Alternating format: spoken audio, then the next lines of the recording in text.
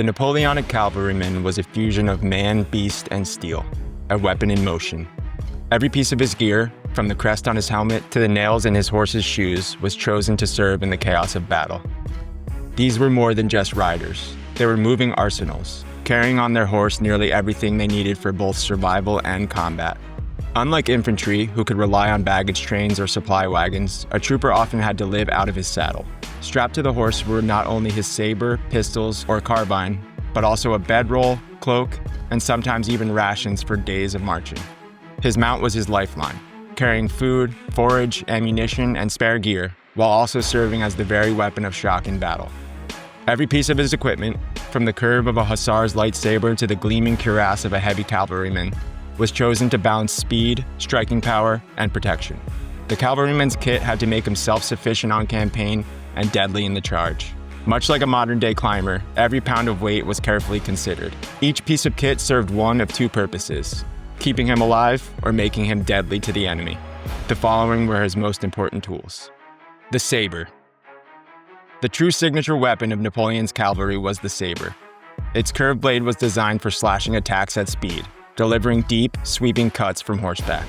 Heavy cavalry, like the cuirassiers, carried long, straight-bladed sabers for thrusting into enemy ranks. But light cavalry preferred lighter, more curved versions that allowed for faster cuts in the whirl of a melee.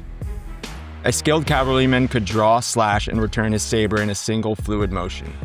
In battle, the glitter of hundreds of blades catching the sunlight as they came down in unison was as much of a weapon of terror as the steel itself. The lance. The Polish lancers made the lance a feared sight on European battlefields once more. These lances were much like the weapons medieval knights used to joust. At over 9 feet long, it could strike an opponent before he was close enough to swing a sword. In the first moments of a charge, the lancers could sweep through the infantry and cavalry alike, breaking formations and sowing panic. The fluttering pennons near the spearhead weren't just decoration. They distracted the enemy horses and helped identify the regiment. The pistol and carbine.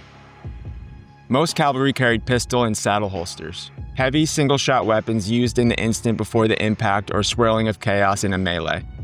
Dragoons and some light cavalry carried carbines, shorter than the infantry muskets but accurate enough to deliver a volley before charging or when skirmishing on foot.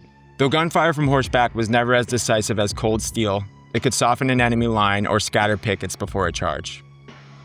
You can catch the other part of this video on our channel right now. Let us know your thoughts and be sure to hit like and subscribe so you don't miss our awesome daily history content.